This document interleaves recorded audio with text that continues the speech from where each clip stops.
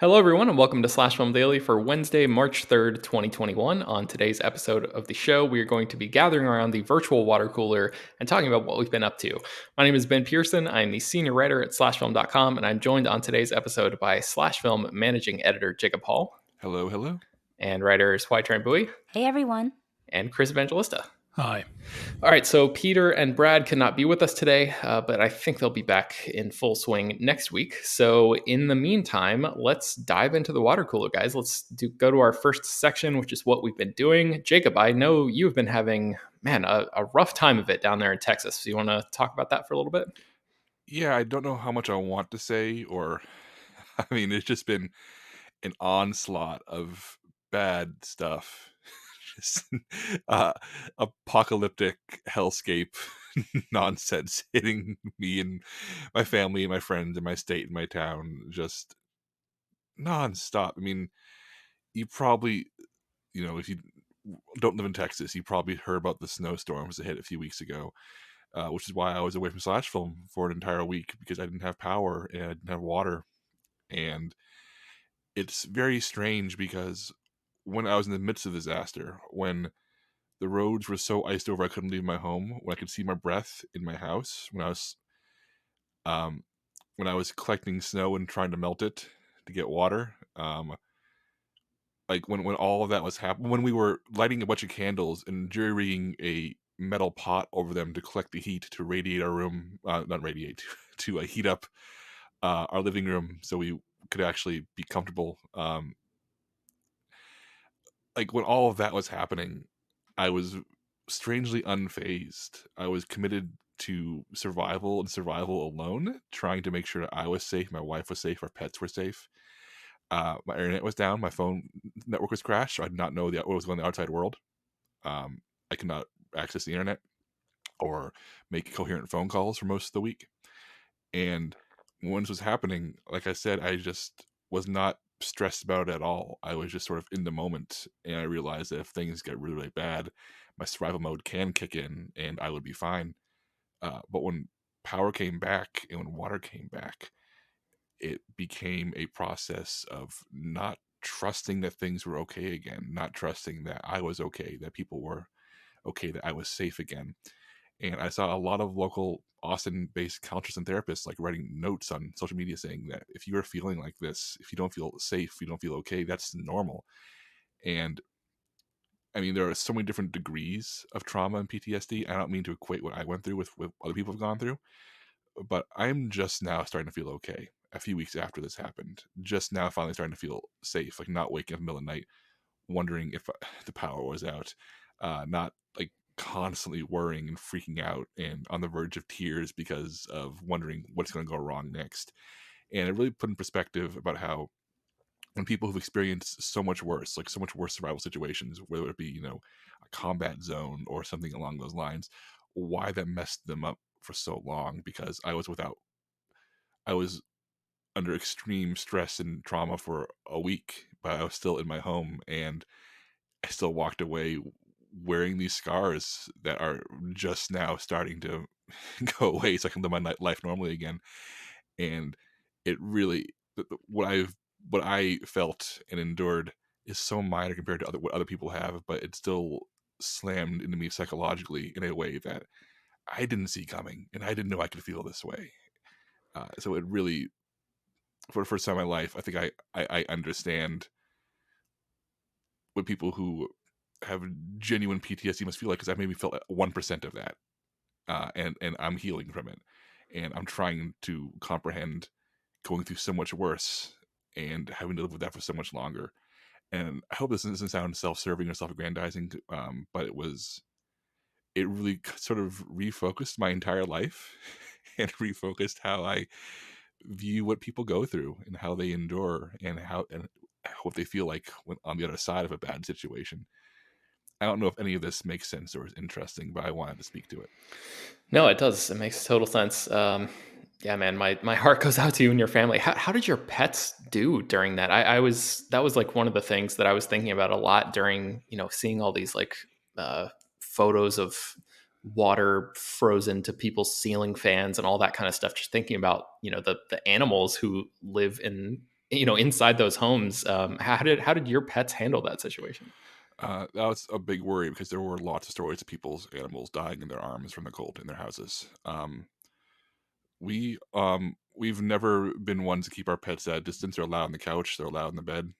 So it literally would be we'd put the dogs under covers with us, the cats under covers with us, and we just shared our body warmth. We all, like, my wife and I pretty much never left this. We always shared the same room if possible, and our pets would follow us around. And usually the cats are very aloof and would go off and do their own thing for large chunks of the day, but they would go stay with us and stay as close as they could until the power came back. Man, well, I'm glad that you and them and your wife and everybody, are okay and sort of made it through that hellish experience. I don't really know how to move on from that. So, HT, The what have you been transition doing? to be that I'm okay right now. People had it far worse than me. Texas is in the news again for other terrible reasons. So, but it really sucks. But what does not suck is that HG had a cool interview. There's your segue. Yes, thank you, Jacob. If I could give you a big virtual hug, Jacob, I could. And if I could give this interview subject a big virtual hug, I would as well. There you go. Another transition. Nice. So I got to interview Kelly Marie Tran for Raya and the Last Dragon, which hits Disney Plus Premiere and theaters this Friday. And this was a really big, exciting deal for me. Kelly Marie Tran, since she was announced as one of the stars of Star Wars: The Last Jedi, has been sort of a beacon for Vietnamese American representation in Hollywood for me, and I was just really excited to get some FaceTime with her. And by FaceTime, I mean digital, like Zoom FaceTime.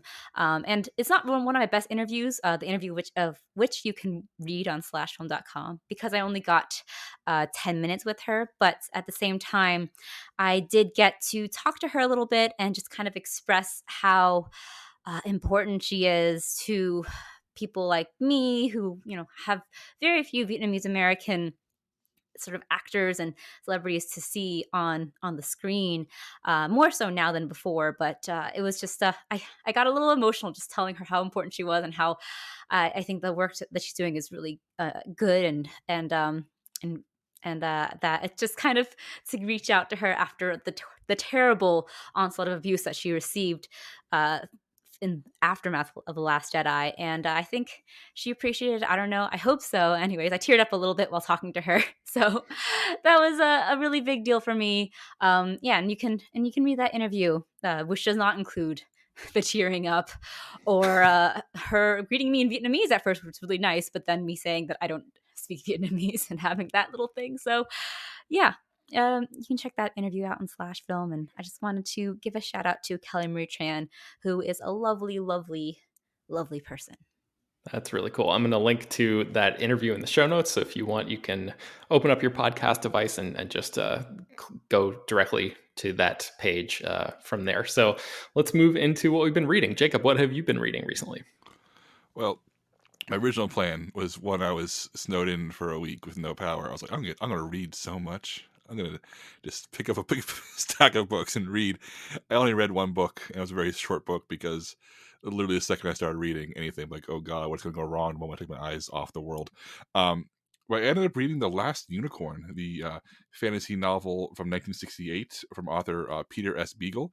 It's probably best known because it was adapted into an animated film in the 80s, and I recently had a weird kick where I said, I want to read a bunch of fantasy novels that were later adapted into 80s movies. Maybe there's a post there. So I have this and The Princess Bride, Never Ending Story. It's part of a personal project. Maybe become something, may not. I don't know.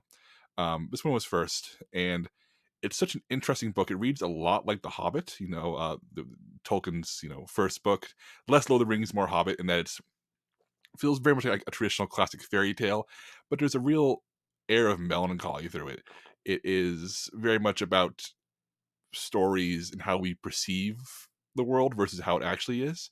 And as somebody who watched the animated film as a kid, I was impressed by how sad and moving the book was compared to the movie, which I don't remember having as much an emotional impact on me. So I'm curious, are we, as a podcast, do we remember The Last Unicorn, the movie, or have any of you read the book or am I alone in all of this? Jacob, The Last Unicorn is one of my favorite books as a Oh, kid. And I also adore the animated movie. I have an art print of The Last Unicorn that was made by Scott C. So I am so happy that you got around to reading the book. And what you precisely said about that air of melancholy to it, that sort of sadness that permeates the book, is the reason that it was one of my favorites as a kid. And the movie, while beautiful, doesn't exactly have that. It does kind of touch on that idea of the last unicorn, that idea of the magic almost disappearing from the world, but it's almost plays more like it plays up some of the more scary and terrifying and fantastical version elements of the book. But the book itself feels very much like an ode to that disappearing magic, and I love it so much, and I'm really happy you read it. I am too. I feel like if anybody on this podcast would have a reaction to this, it would be you. But I also have started reading, but not finished yet, True Believer, The Rise and Fall of Stan Lee by Abraham Reisman.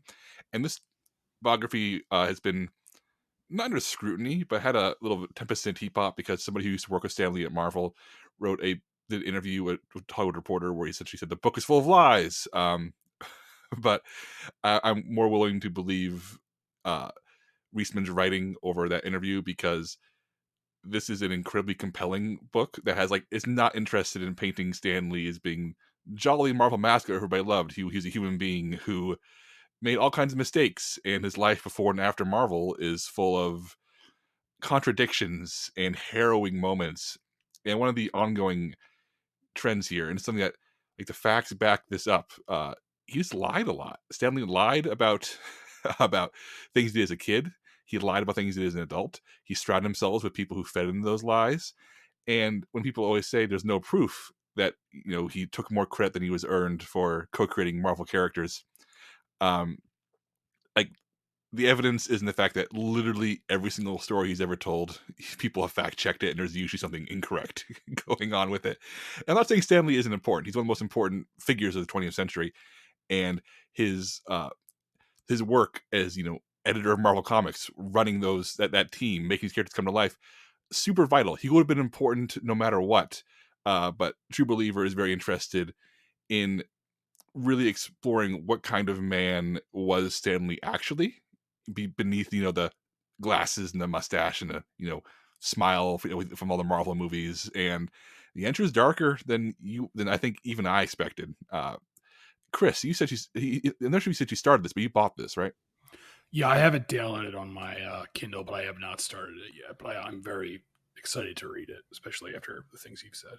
Yeah, I recommend it a lot. I mean, like, if you want only cloudy, fun memories of Stan Lee being a joyous guy who co-created Spider-Man, then this is not the book for you. This is a book for people who genuinely, seriously want to understand Stan Lee as an actual human being. And you should definitely read it alongside Marvel Comics: The Untold Story, a book that different author, written quite some time ago, but those two together give such a fascinating portrait of what Marvel Comics actually was, and why Stan Lee is a troubling figure in addition to being an inspiring, important one. So that's True Believer, The Rise and Fall of Stan Lee. It's really good. Cool. All right, let's go into what we've been watching. HT, Chris, and I had a chance to watch Raya and the Last Dragon. HT, let's start with you. What did you think about this new Disney animation movie? So you can check out my review on slashfilm.com for my full thoughts, but I spoke briefly about my reservations about Raya and the Last Dragon when I saw some of the early footage of the film, and I spoke about my sort of dissatisfaction with bids for diversity that aren't explicitly rooted in specific stories.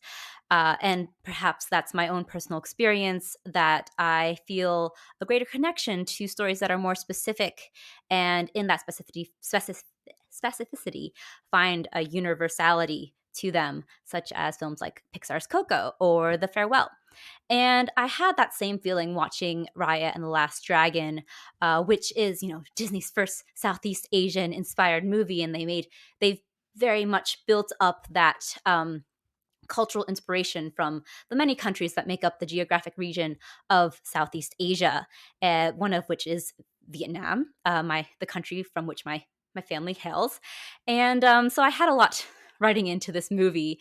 And while I think that it's a very beautifully made, really well researched film, and with so many familiar like iconography and imagery and characterization that I recognize within my own family and my own culture, I find it's just it's less inspired than it is flavored. It feels like a part of the film that isn't as pivotal to it as I feel like it could be. It just feels like another texture to the film that elevates it from the sort of more typical fantasy epic that Raya and the Last Dragon is, which is fine. It's nice, It's kind of like there are these little elements sprinkled throughout that you're like, oh, you can recognize that.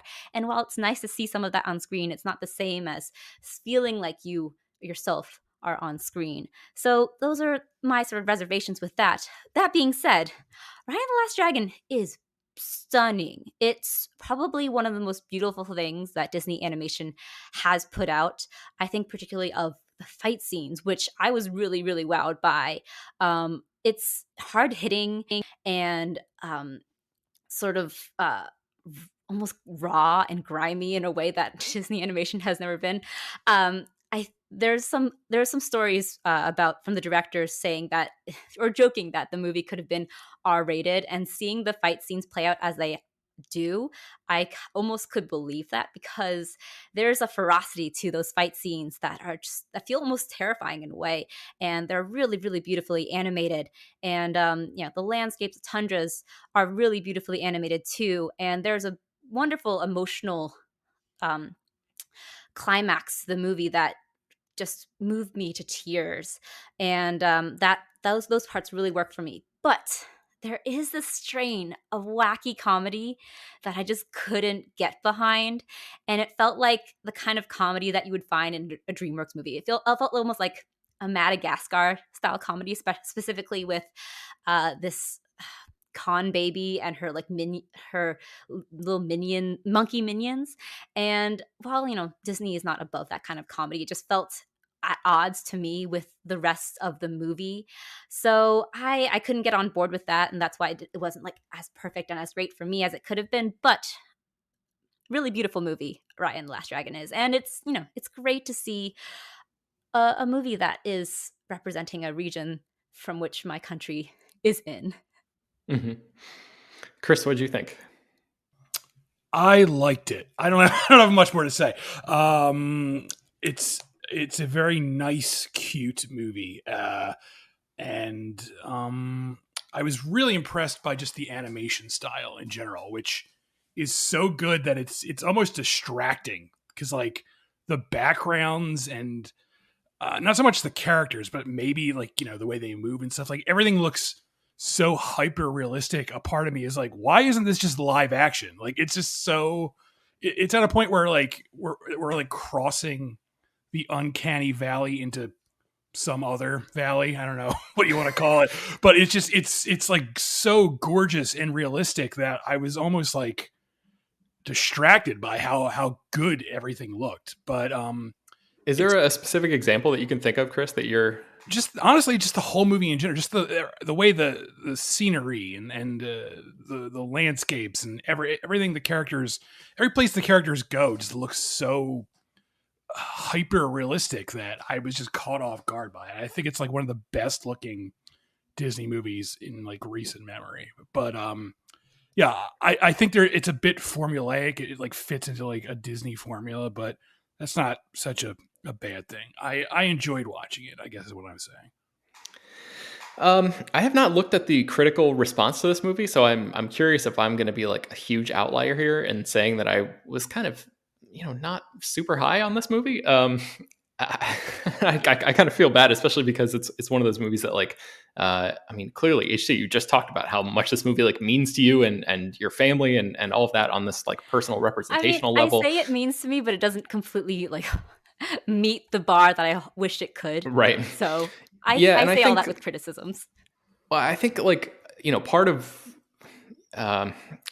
my I think I also found myself yearning for a little bit more specificity. I think that's a good way to put it. Like, the kingdom of what is it called, Kumandra, in this movie is like split up into all these different regions, and each region is clearly supposed to be representative of a different Southeastern Asian country or culture, right? And I don't think it is. Oh, really? Okay, Yeah, I was thinking like I it don't sort think of it's looked like Yeah, I don't think they have like specific parallels. It just feels a little pick and choosy in terms of like the types of things that they reference, and it's kind of scattered throughout all of them. So I don't think that that it does that. I thought like the geography in certain spots, was meant to evoke, like Thailand in certain sections, and then there are parts where like there's this like light city or the city with a lot of like brightly colored lights, and you see it at night. It's like this big market environment, and I sort of feel like that is like a different kind of, I guess, flavor, to use that word. And there are I don't know, it just felt like the movie never quite like went far enough in creating in creating a believable place in any of those. It did sort of feel like, okay, we're just mixing all of these little, visual signifiers and little aspects together here and there, and I never really got a great sense of like what each kingdom or faction or whatever was all about, other than just like these visual signifiers that were it just felt like shorthand to me. And I wish the movie had time or interest in actually digging down a little bit deeper and sort of exploring some of that a little bit more. The character of Raya, well, I really liked Kelly Marie Tran as her voice work as that character. I feel like as written, she's a little bit boring, and I guess that probably applies to several other Disney characters. Kind of like Chris, you were just saying, like it sort of feels a little bit like it fits into that formula, and I think you could probably levy that same criticism at a bunch of Disney heroes, I guess. But yeah, I don't know. I didn't really find myself like connecting emotionally to a lot of the stuff here, and I think I guess maybe it's just because I saw Soul so recently. I was much more blown away by the visual clarity and like realism and that kind of stuff in that movie. Maybe it's just because I'm more familiar, like personally, with like city environments and stuff. And there's a lot of like interior inside shots of. I think of that one shot of the musician in Soul holding that saxophone that really, to me, just looked like completely indistinguishable from a live action shot. And I didn't really get that feeling in watching Raya and the Last Dragon. And I think it's because so much of the movie takes place outdoors, and maybe I'm just not familiar or as familiar with like the the exact visual landscapes that they're trying to evoke here. So maybe that has something to do with it. But anyway, I'm just just sounding off for all these reasons why the movie didn't quite click for me. But it was like enjoyable enough, especially for a movie that's going to be available on Disney Plus probably soon, and in like a free capacity, and it's definitely worth watching. But yeah, I don't yeah, it's a tough one for me to talk about, but I don't know if any of that resonated with anybody else on this podcast, but if not, we could just move on to the next thing. So Jacob, what have you been watching? I haven't been watching much because, as mentioned earlier, anytime I try to watch anything new, I just would get distracted and upset. So I spent most of my time recently playing video games, which I'll discuss soon enough. But my wife and I did get very drunk. Instead of watching horror movies, we watched the Da Vinci Code and Angels and Demons, the Ron Howard directed adaptations of the Dan Brown novel starring Tom Hanks as professional symbol expert Robert Langdon, who solves mysteries about the ancient world in modern day in sort of neutered Indiana Jones fashion. These movies, I guess here's my question: is anybody else here on this podcast, because we're all within a few years of each other, was anybody else swept the hell up in the Da Vinci Code craze when that book first published? Did you read it?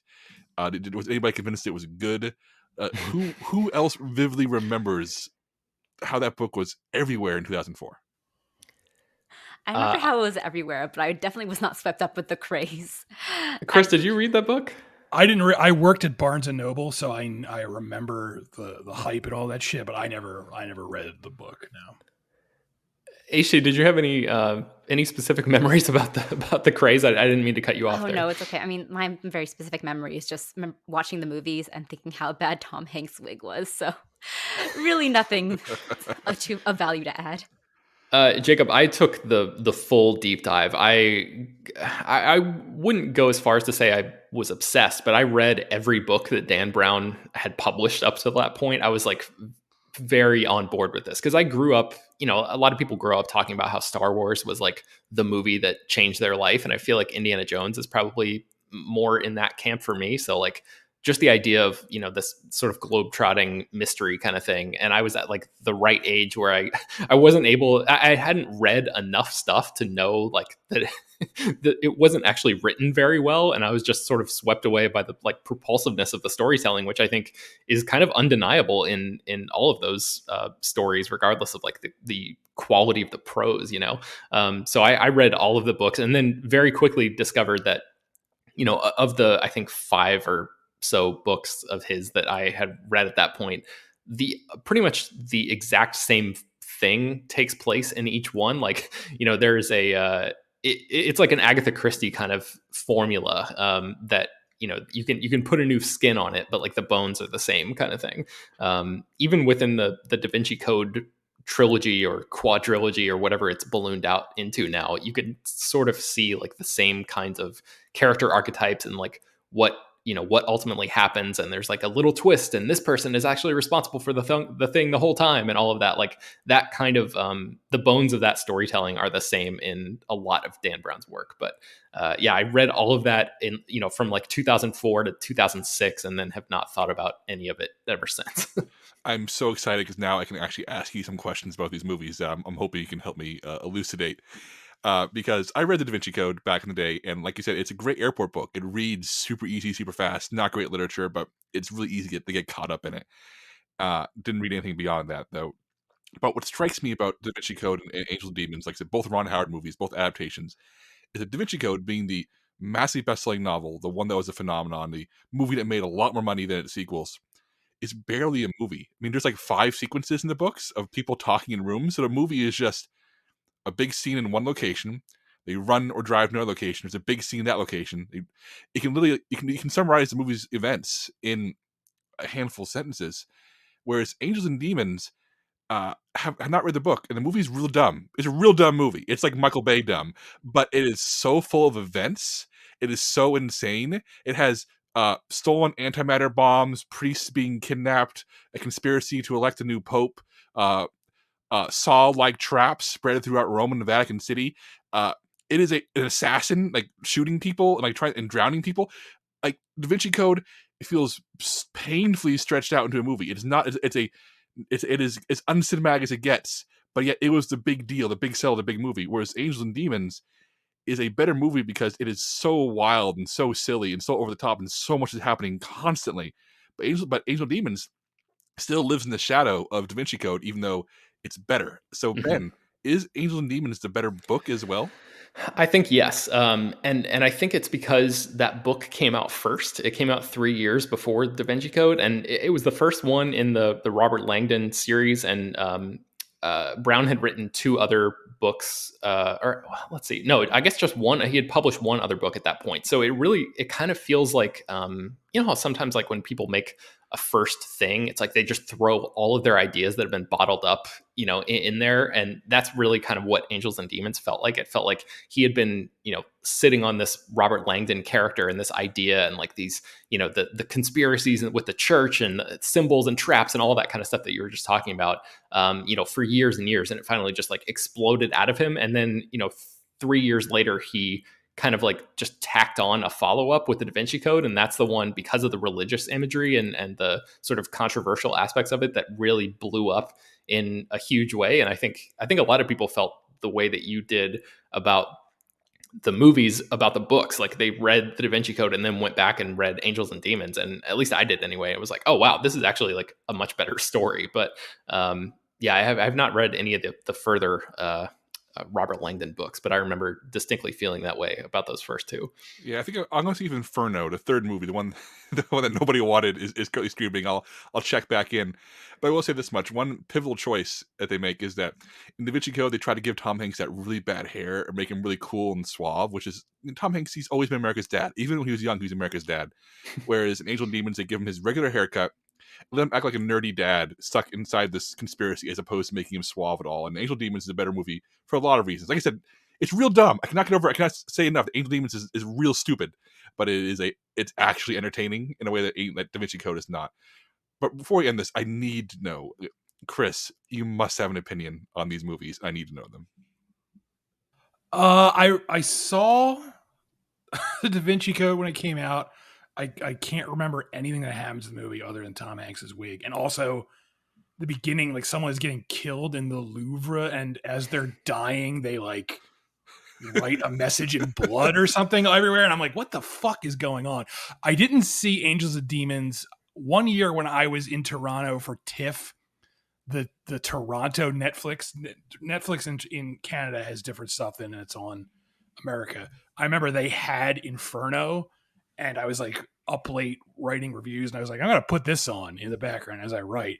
And I just remember it being like really, really stupid. And like, I remember like there's a huge goofy twist at the end that doesn't make sense at all. And I was just like, who are these movies for? Like, I don't understand what, like, they're not like, you know, I can get down with goofy shit. Like, give me National Treasure any day of the week, but at least those movies are fun. Like, there's nothing entertaining going on in these Dan Brown movies. So I'm baffled as to why they kept making them, and I'm glad they're done now. Yeah, I remember I fell into a Wikipedia hole about Dan Brown after watching these. I read some synopsis about his most recent Dan Brown book, which is about computers, computer science, computer imagery. And I realized, oh my God, Dan Brown went insane. So I no. I don't remember what it's called, but look up the synopsis for the most recent Dan Brown Robert Langdon book. Anyway, enough about all of this. Enough about Dan Brown, Robert Langdon. Sorry to hijack the podcast for this reason, because I'm done. That's all I watched. Chris, what have you been watching? I finally caught up with WandaVision. I'm not going to say too much because I wrote a big thing on /film.com and I want everyone to read it. But I'll add that to the show notes. But I liked it. I think it's good, but I wish it were better. That's pretty much where I fall on the line. I think I like what it's trying to do. I don't think it's as successful as it should be. And then I also watched Muppets Most Wanted, which I also wrote about on /film.com a few weeks ago. And I don't know.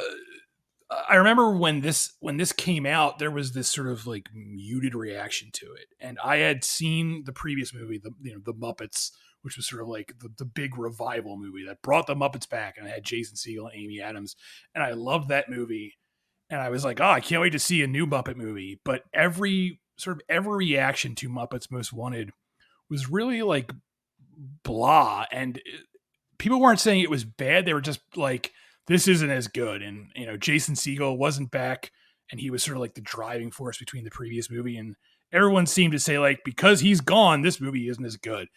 And I was just like, I guess I'll see that eventually. And I never got around to watching it. And, you know, it's on Disney Plus with pretty much every other Muppet thing, except Muppets Take Manhattan, which is not on there. And I don't understand why. And I would like them to fix that. Please, Walt Disney's frozen head, fix this. But I was like, you know what? I've never seen Muppets Most Wanted.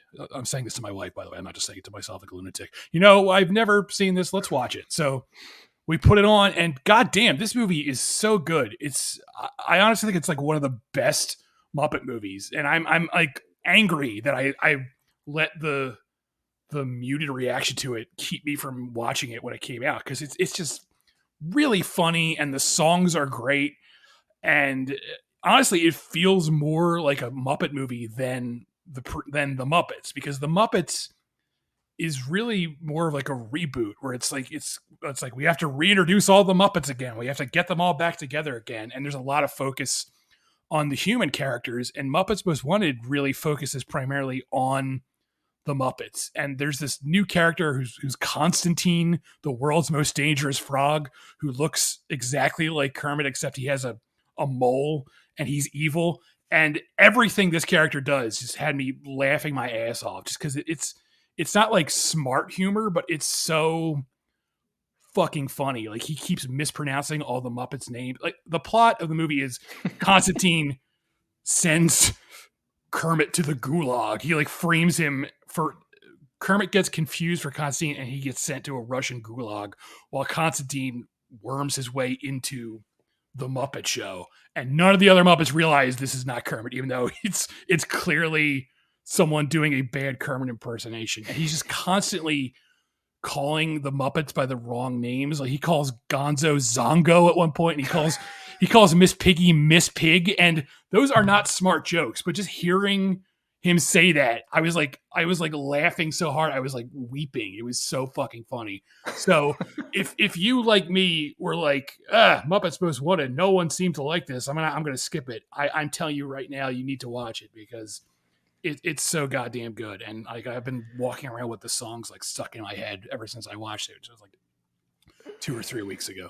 It's really good. It's so good, guys. I mean, I saw this in theaters opening weekend, and I was like alone in the theater because nobody came out for the Muppets Most Wanted. It's a shame. It's like all you people who are like so excited for the Muppets, like, were there for the first one, and you abandoned them for the follow-up movie. That's another thing that really annoys me, because this did not do well, and it like killed off the film franchise again. And it's like we could have had like 3 more Muppet movies by now, and they haven't been, because no one bothered to see this. And I guess I'm part of the problem too, because I didn't see it. And I'm sorry, Muppets. I will say that the original title for this movie, which was The Muppets Again, is a much better title, but it's also a very dumb joke, and I appreciate that.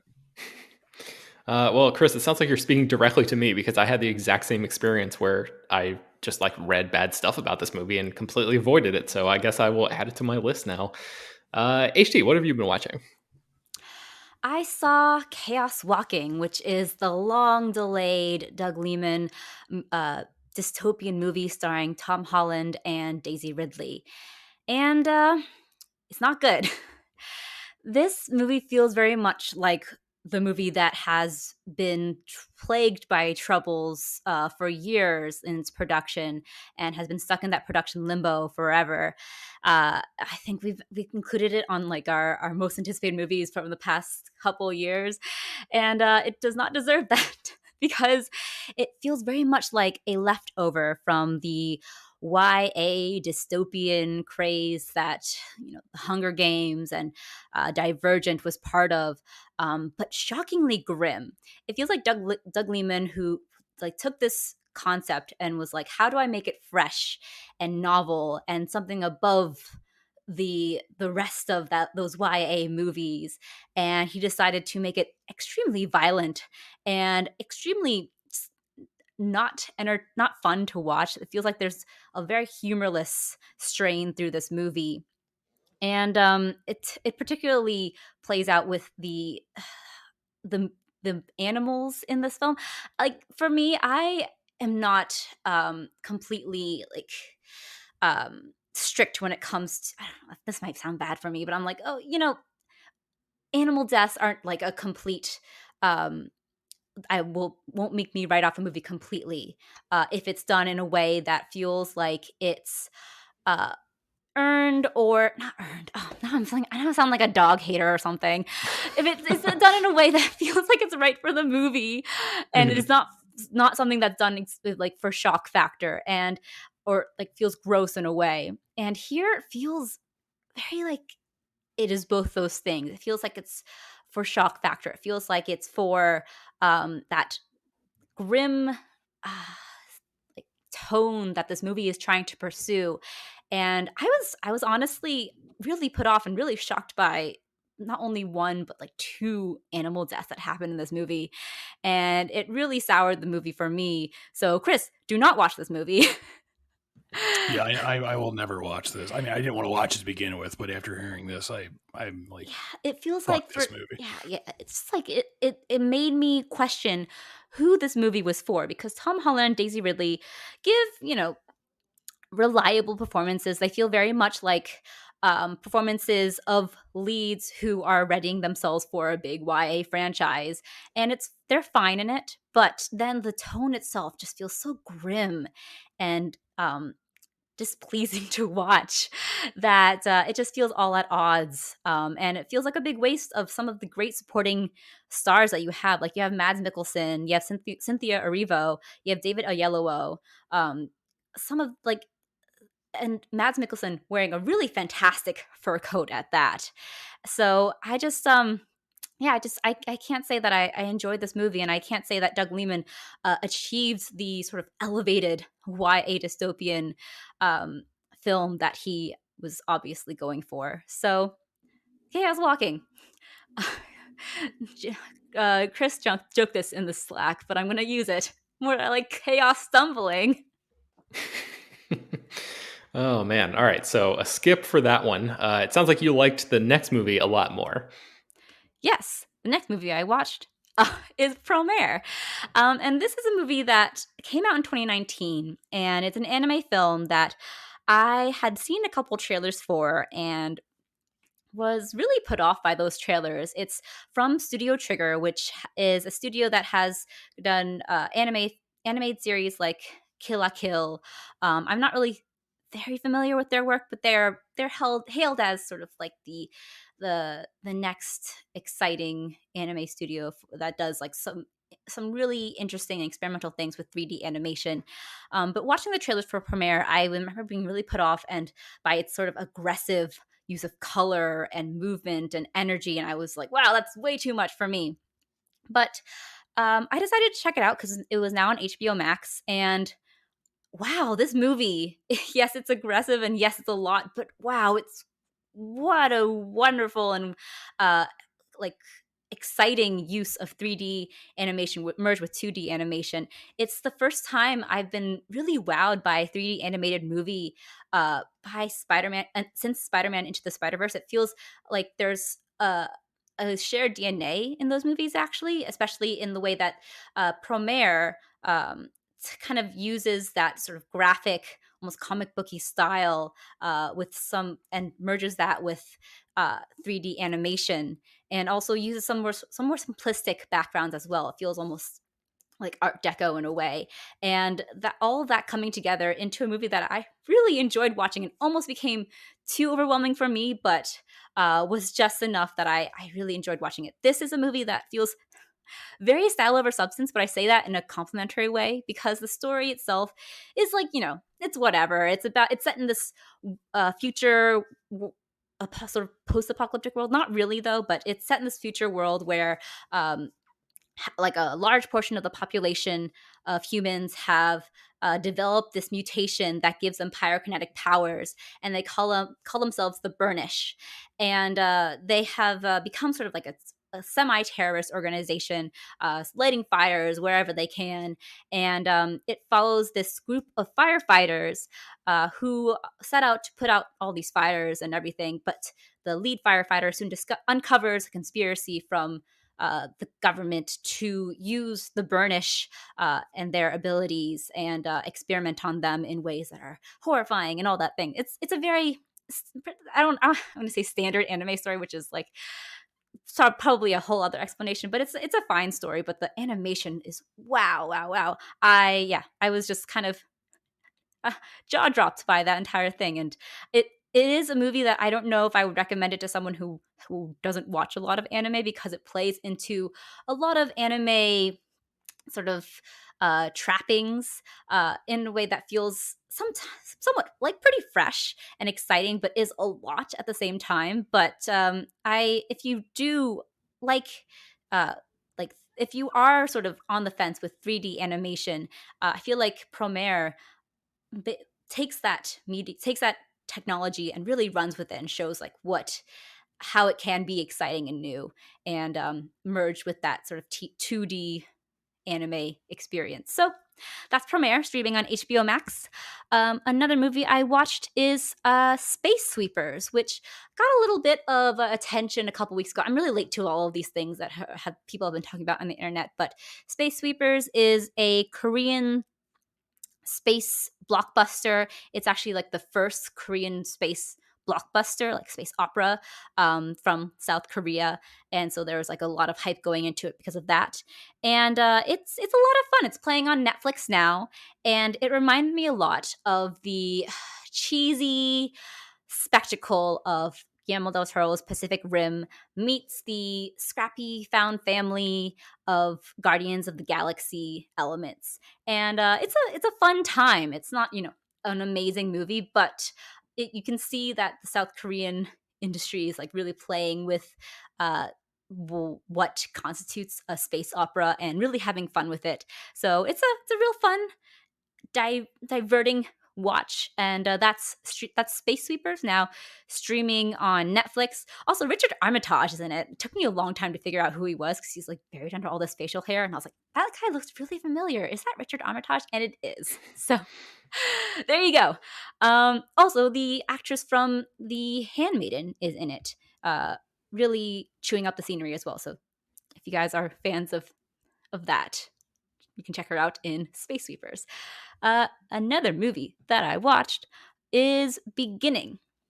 And this is the Georgian sort of Oscar contender. It's on the short list for the Oscars. It's a really, really slow burning, simmering movie about a young woman who is the wife of a Jehovah's Witness preacher, dealing with the fallout of a firebomb attack on their church by violent extremists.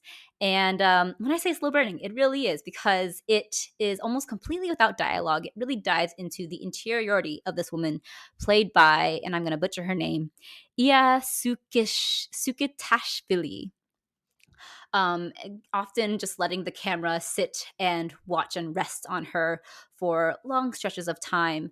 But it's a really hypnotic, mesmerizing, beautifully made movie with really striking imagery that really stuck with me when I watched it.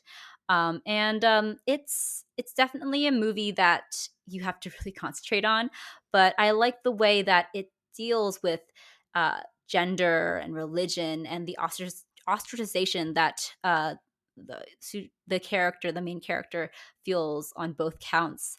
And it's a film that is definitely, I think, worth a watch. It's streaming now on Mubi, if you guys have that, but which is also a channel I think that you can get a free trial through Amazon Prime for. So that is Beginning. Cool. I caught up finally with Lupin, the French mystery thriller that is now streaming on Netflix, that came out earlier this year. We've talked about it a lot on this show already, so I won't go too long on it. But I will just say that, conceptually, this show, which is about this guy who is like inspired by the adventures of this fictional master thief and gentleman burglar. This guy basically uses all of the cases from the books to pull off his own elaborate heists and things like that. That kind of idea seems like it could be just another case of Hollywood, mining pieces of intellectual property that are in the public domain, and so they don't have to pay for the rights to it and stuff. But this is actually really, really well executed all the way across the board. And I think Omar Sy, who plays the main character, does a great job in the show. And it's just, it's a very short series so far. There's only been 5 episodes. More is I think in production or post-production, supposed to be released in the middle of this year. So I'm excited to see how the story continues. But there's a good mystery, going through sort of underneath the surface of the whole thing. Forming like a backbone of the story, and the heist stuff is really great. And some of it is like predictable and a little disposable, but I think even with those little slight qualms with a couple story points here and there, I think the show really cruises on the charisma of Omar Sy and the just general fun vibe of the show. So that is Lupin, and is on Netflix right now. HT, I think you mentioned to me a long time ago, or maybe not to me directly, but on this podcast, so I feel like you're talking directly to me, a movie called Master Z, Ip Man Legacy. I think this was a few years ago, where I watched all of the Ip Man movies, or at least the first three. I think there's been a fourth one since then, and I have not caught up with that one yet. But I remember you speaking highly of this movie, and I added it to my next Netflix queue and finally got around to watching it like a few days ago. And I enjoyed this movie. It is, like I said, Master Z, Ip Man Legacy is the movie. It is directed by Yin Wu Ping, who is like a legend in the Hong Kong martial arts cinema world. He was the action choreographer for movies like The Matrix and Crouching Tiger, Hidden Dragon, and has directed a bunch of movies, in his own right as well. And you can tell that this movie was directed by somebody who absolutely knows what the hell they're doing when it comes to fight sequences. I think I liked this more than, I don't know if I could say all of the Ip Man movies, but a majority of them, because it seems to be having a little bit more fun than those films. I love Donnie Yen in the Ip Man movies, but his character is so stoic and serious. And this movie just seems to have a little bit more of an attitude to it. To kind of, I don't know if that makes sense, but it sort of has like a little bit more of a modern flair. The fight sequences are all, really fun to watch. Dave Bautista plays a villain in this, and he is just this hulking beast. It reminds me of like, in Guardians of the Galaxy, because there are so many different comic book characters that all feel really larger than life, it's kind of tough to remember just how huge Dave Bautista is, because he's standing next to a 9-foot talking tree or whatever. But watching a movie like this, it's so clear, just like the brute physicality of this guy. And he has a couple of memorable little fight sequences in this film too.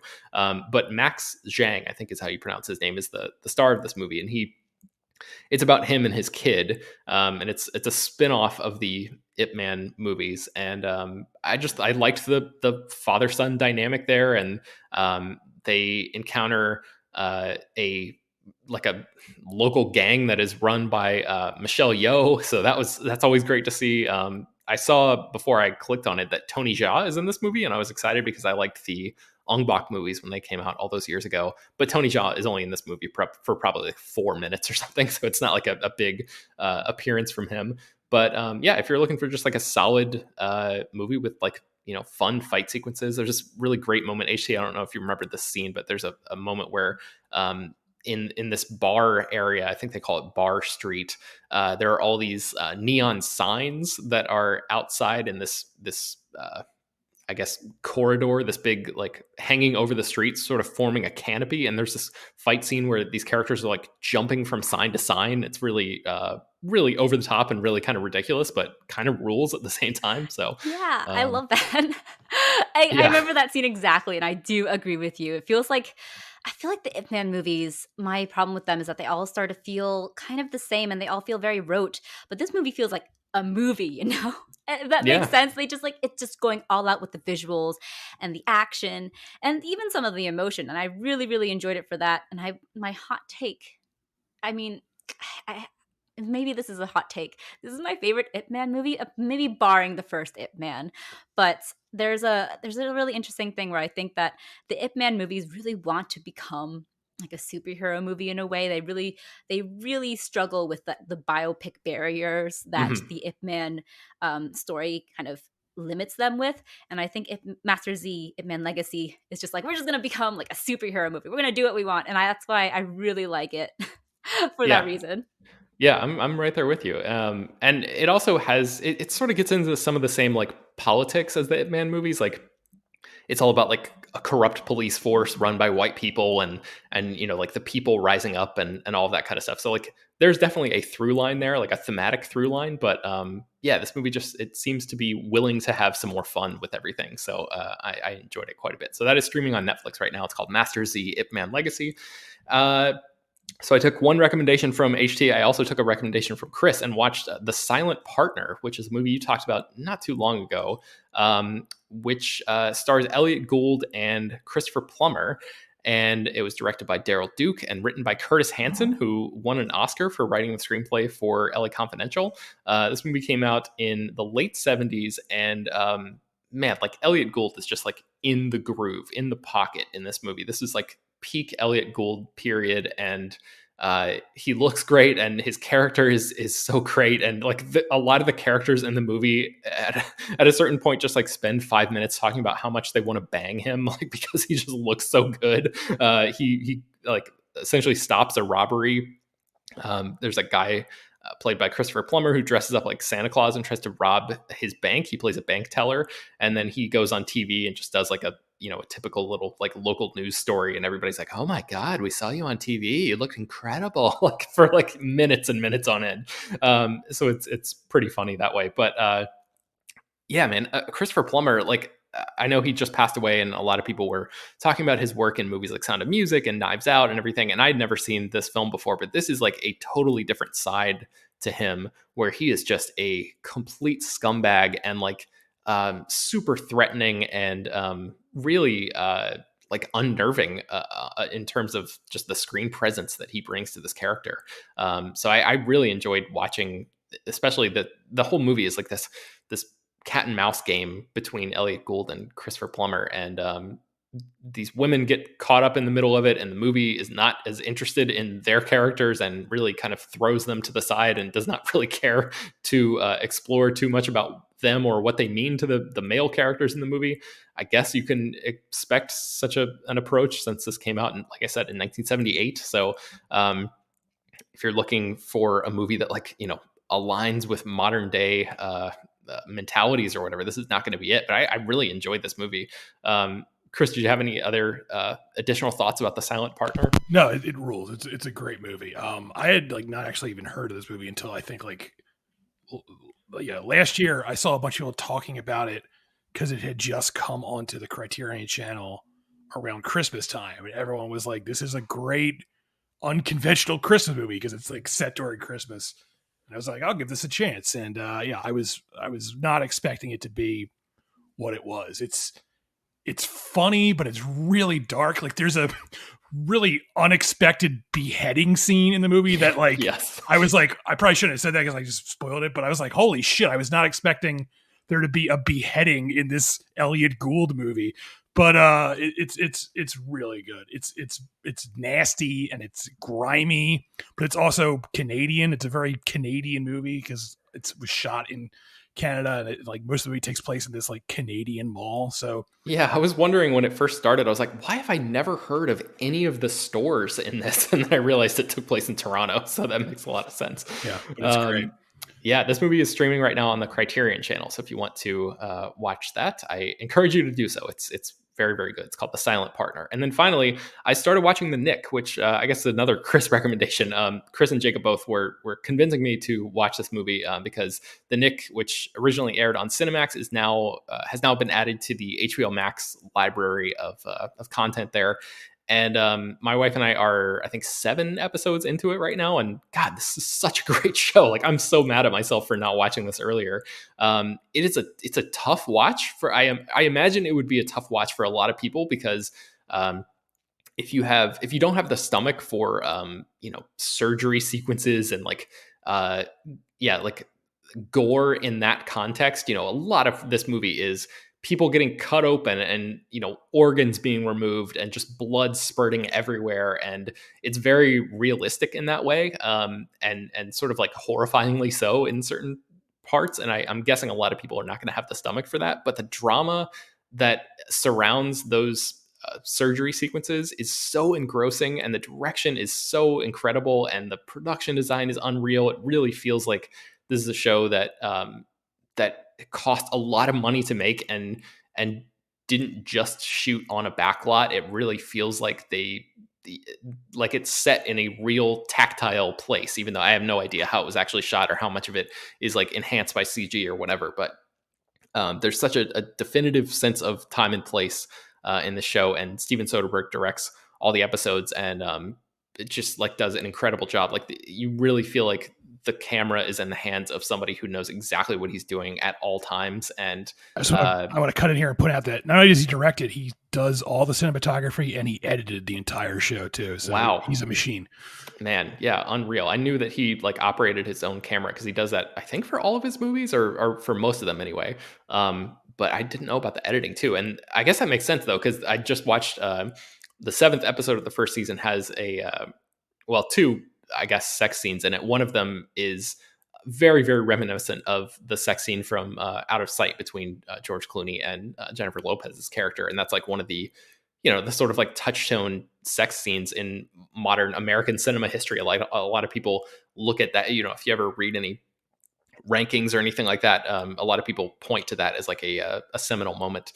And I think this moment in the Knick was like very, very, the reference there is very clear. So I cannot recommend the show highly enough. Although, like I said, you just sort of have to be like in the right frame of mind to know that you're going to see some shit when you watch the show. But it is like, among the best things that I've seen in a very long time. So the Knick is streaming on HBO Max right now. Jacob, what have you been eating? Yeah, since Brad isn't here today, I figured I'd jump in and fill in this section because I tried the new Popeyes fish sandwich, Ben. It's really good. It is. I didn't know that they had a new one. They're I guess this was a couple of years ago now. They had like the big thing where they released a new chicken sandwich and everybody like lost their minds. Was there a collective losing of minds over the Popeyes fish sandwich that I missed, or is this just a normal like new addition to their menu? I don't think anybody lost their mind as much as the chicken sandwich, but the chicken sandwich is terrific as well. Like, here's the thing: these are the best fast food sandwiches you can buy, and this is supposed to be a limited time only item because of Lent. Like they brought in a fish sandwich for people who can't buy the chicken sandwich. And I straight up don't know why you'd get a McDonald's Filet-O-Fish or a McDonald's chicken sandwich after having Popeyes fish and chicken sandwiches. They are that good. They actually look like the menu pictures, which is something you can't say for most fast food restaurants. Mm-hmm. So I don't know, man. If there's a Popeyes near you, do you want a chicken sandwich or a fish sandwich? I think the fish sandwich, it's halibut and slightly spicy. It is so damn good.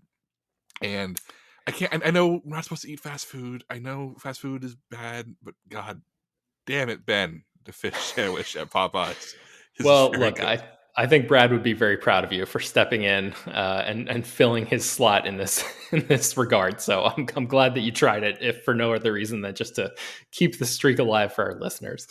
Yeah, send all emails to Peter if you like the Popeyes fish sandwich. I want to email him to blow when people talk about fish sandwiches, not to know why.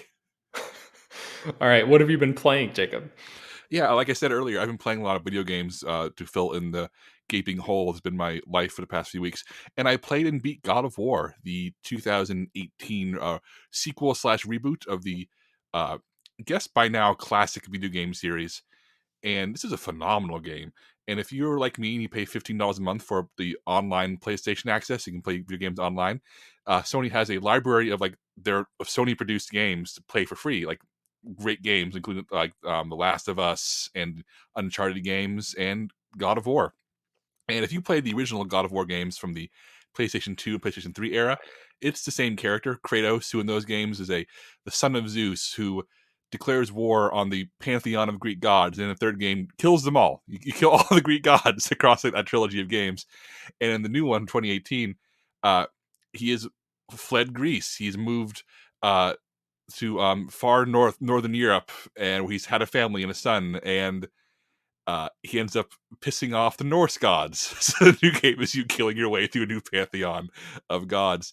But unlike the previous trilogy, which was hack and slash, very silly, very angry, teenage angst style, kill everything gameplay, the new God of War is really cinematic and moving and tragic with incredible voice work and character dynamics. The main character is Kratos and his young son, who's always on screen with you. And I was incredibly moved by the story of Kratos, this formerly hack and slash idiot video game character, into this really troubled father figure who wants best for his son but does not know how to deliver the best for him. And it's full of witty writing and moving moments, and the entire game is depicted in one shot. I mean, the camera is behind your character in third person, but when it becomes cutscenes, the camera will like rotate or pan away from your character, and then the camera will pan back behind him when it's time to keep playing gameplay. So the game is presented like Alfonso Cuarón shot all of God of War in one shot. And it had a PlayStation 5 upgrade recently, so if you're on a PS5 like me, it plays like a PS5 game with like steady 60 frames per second and some graphical improvements. And I was so impressed by this. I was bowled over by how good God of War was. Ben, have you played this? I feel like it's a game you would really get into. I have not, but I've heard good things about it, and now I think your review just now has convinced me to pull the trigger on this because I've been looking for the next thing to play, and I love the Last of Us and Uncharted games, and it sounds like it sort of has that emotional heft and combination of like fun gameplay that I look for in my video games. I'm not like an in-depth gamer, but I love games like that, and this sounds like it fits squarely, within those parameters. Yeah, I will say it's a very challenging game. I had to reduce difficulty a few times. In fact, ended up playing most of it on easy mode. But the storytelling was so good and the action so satisfying you on easy mode that like there's zero guilt if you feel like I'm just gonna play in the easiest mode and so I can appreciate the characters and storytelling. Like that's totally fine. I think I skipped some of the side quests, but it still took me 30 hours to mainline the main story. It's a real it's a big game, but I felt like it felt genuinely worthwhile. I love my time in this world and with these characters. Cool. And you think that's a fine jumping on point? Because I've never played any of the previous God of War games. Yes, I'd say maybe watch a YouTube video that recaps the first 3 games just to get a basic idea of you even have to do that because the game, if you know who Kratos is, then you're a step ahead of some of the characters. But the game also unveils what you need to know throughout the course of it as other characters learn who he is. Okay. Because he doesn't go around saying I'm a Greek demigod and I killed Zeus and now I'm here. He's very tight-lipped and he's kind of revealed over the course of the game. Gotcha. But yeah, really all you gotta know, vengeful son of Zeus, killed all the Greek gods and had a real bad time in Greece, and now he's trying to start over in Norse mythology, and the new gods pick the wrong guy to fight with. That's all you gotta know. Okay. All right, so that's God of War, and then you've been getting back into tabletop space a little bit? Yeah, Mondo sent me their new board game, Dream Crush, and it's a hard game to recommend entirely right now because it's a very, very social game. You want to play with all your friends, gathered in a big room laughing. But I'm going to recommend it anyway because I played with a much smaller group, naturally me and my wife, and it's really clever and really fun, and I can't wait to play it with my friends. It is essentially a party game where you have a giant deck of potential partners, of dates, of boyfriends and girlfriends, and you lay out 3 of them. And it's all like 80s aesthetic. The entire game has neon colors and graphic design is from 1985, and everybody's dressed in 80s fashions. And these 3 characters are your dream crushes. When like you get an initial reaction when you look at them, like, oh, this guy is dressed silly, or this guy is dressed really slick. Then over the course of the game, other cards are laid out that randomize and add personality traits or background. Like this guy volunteers at a clinic. This guy does cosplay. This guy believes in astrology. Those are, but sometimes they're much sillier or more specific. Sometimes very standard. Sometimes they're increasingly bizarre, and sometimes they're incredibly mundane. And the fun is seeing how they mix and match. And over the course of 5 rounds, you learn more about these people and end up becoming, in front of your very eyes, sort of fleshed out into full-fledged human beings, going from like the initial idea of attraction or not to being people you feel like you kind of weirdly know. And the gameplay is you have to guess who the people at the table are crushing on each round based on what's revealed. You secretly write down who you think the person in the table is crushing on, and you get points if you guess correctly. And there's not much gameplay to it. The rules are very simple. It's just reveal more truths about these people. And I wish the rulebook emphasized this more because since there's not a strong gameplay hook, it's a game about conversations. A game about saying, like, oh, why was this a turnoff for you? Oh, you like that guy this time? Why? Oh, why is she doing it for you? And as a conversation starter, if it's a game for you and your family or friends who you're playing with, to like be able to openly talk about attraction and dating and share stories and like, oh, I can't go with that guy because I one time had this situation happen on a date.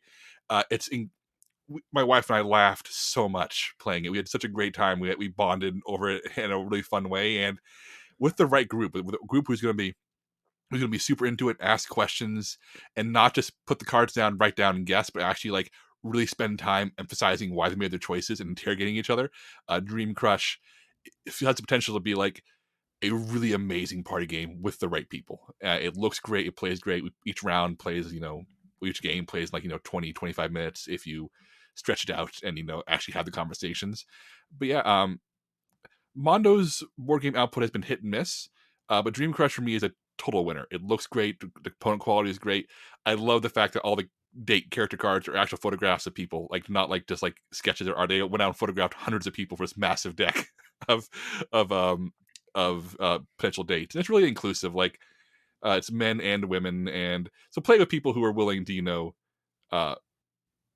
have some fun and feel inclusive about how they do it. But that's Dream Crush. I think if this sounds appealing, if this sounds appealing at all, if you have the right group for this, Dream Crush is very much worth your time. But like I said, maybe it's best saved for post-pandemic times. Yeah. Excellent. All right. Well, you can find, we have 3 articles that I'll drop in our show notes here if you want to read HT's interview with Kelly Marie Tran, read her Raya the Last Dragon review, or Chris's WandaVision piece. You can do that. Slash Film Daily is published every weekday, bringing the most exciting news from the world of movies and TV, as well as deeper dives into the great features you can find on the site. You can subscribe to the show on Apple, Google, Overcast, Spotify, all the popular podcast apps, and send your feedback, questions, comments, concerns, mailbag topics, and fish sandwich reactions to peter@slashfilm.com. Make sure to leave your name and general geographic location in case we mention your email on the air. Don't forget to rate and review the podcast on iTunes. Tell your friends, spread the word. Thank you so much for listening, and we will talk to you all tomorrow. Oh, should I do the joke book? I kept it open just in case. I didn't know. I wasn't ready. Let me grab that. We don't have to do the joke book. Okay, let's see. We're up the page. Dressed and undressed. Oh boy. This was a mistake. Ben, his gowns are cut to sea level. C spelled S-E-E. Ah, okay. All right. HT, give her an inch and she'll soon wear it for a dress. Ah. Chris, he wears a $200 gown, but his heart isn't in it. It's true.